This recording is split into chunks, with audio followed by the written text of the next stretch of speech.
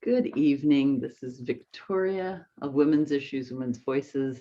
And in my Zoom studio today, I have my very dear friend, Otter Bowman. Hello, Otter. Hello. So I am so excited that you are part of the first time I'm doing this little project, right? This idea of a story hour of women's voices.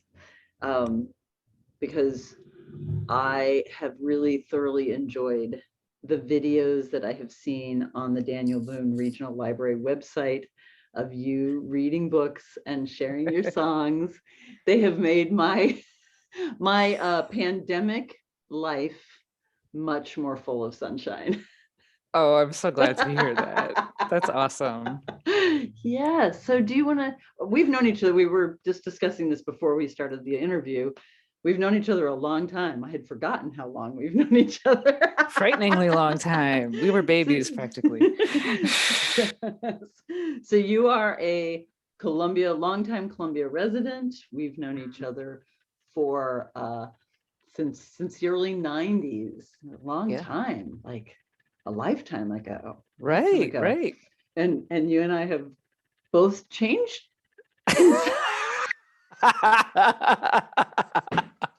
Well, yes, we have.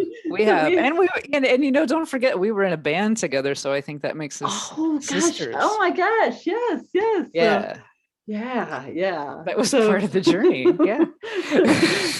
So we could have an entire show just about like, what are the things that we've done together that have been interesting? And oh my gosh. But tonight, this show is, I've asked women friends of mine to share a story that is for some reason important to them.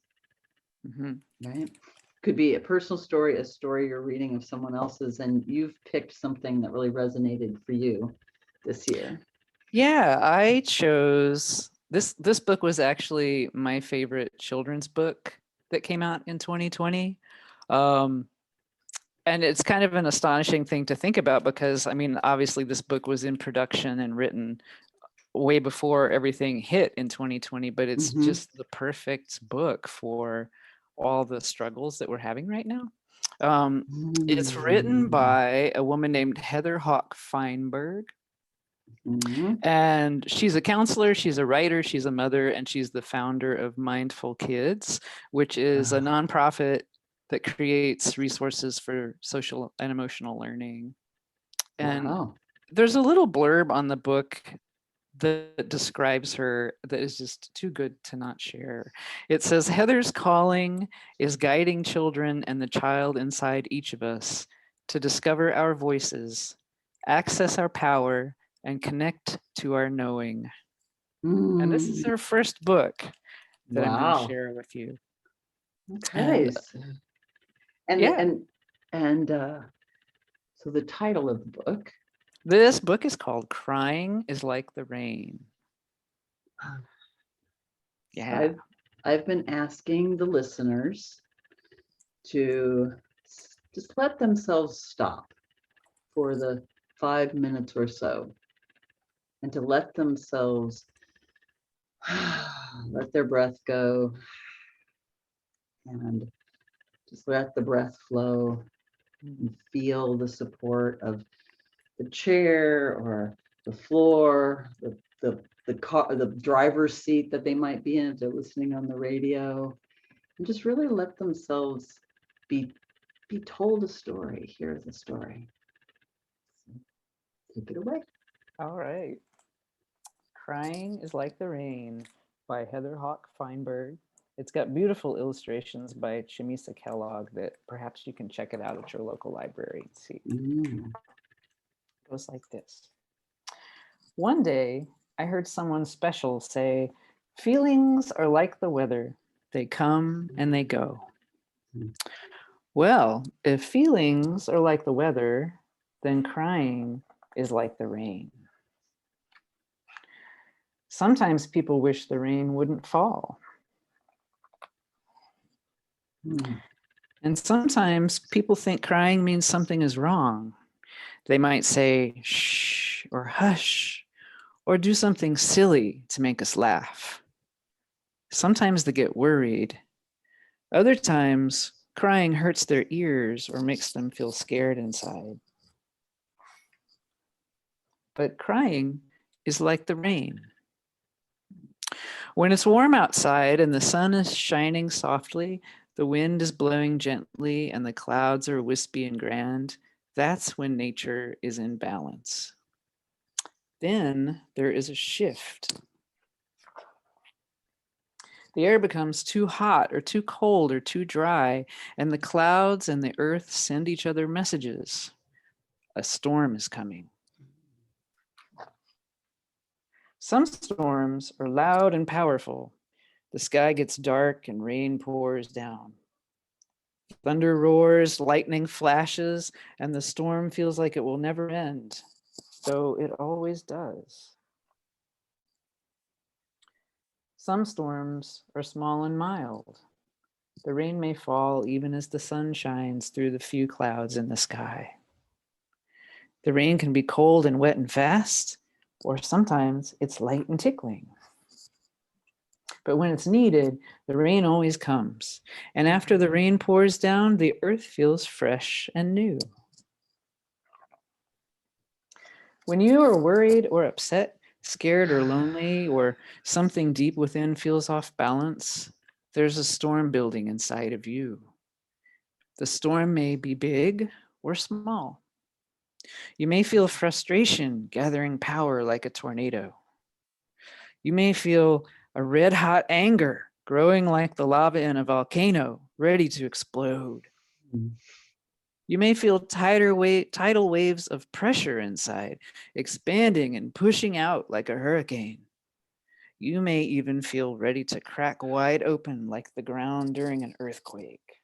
You may want to shout like thunder or lash out like a lightning bolt. Or you may want to sit still and feel blue as if the darkest clouds are hanging over you. Tears help your mind, your heart, and your body feel new, clear, and calm after the storm. We need our tears just as the earth needs rain. Mm-hmm. Feelings aren't meant to be kept inside. They're meant to be felt, to flow through us like rainwater. Mm. We are not our feelings. Feelings come and go. Have you ever noticed that after a storm ends, the earth feels as if it took a big, deep breath? Then we can search for a beautiful rainbow. It's the same for you and me. Our tears have lessons to teach us. They connect us to ourselves deep inside. We can learn to express and share our feelings in ways that are safe for everyone. And then we can look inside for our very own rainbow. Mm. Crying is like the rain.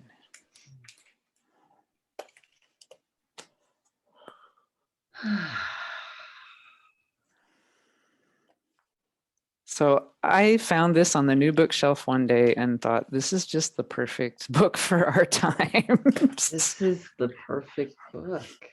Yeah. Yeah. Yeah. Yeah. Because I do hear people who say, like, I don't want to cry. Yeah. Or like they think crying is wrong. And, Mm-hmm.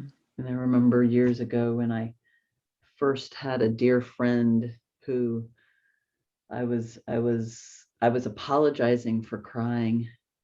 And he said, "Why are you apologizing?" And I said, "Because when I'm crying, you can't hear what I'm trying to say. You can't understand it, right? Because that's what I'd heard in my life. Like, stop crying. I can't understand." And he said, "But I do understand, because crying is communication." And yeah. And crying is like the rain. It clears things out of our system. Yeah. It's a nice reset. Yeah. You are definitely a gem in my life. I'm just so glad that you were willing to take this time with me and share your voice. I hope the listeners got to really feel that. I'm honored to be included. I think this is a fantastic project. You're here. Is there anything else you'd like to share before we sign off? No, other than to just say thanks to your listeners for their time. Yeah, thank you.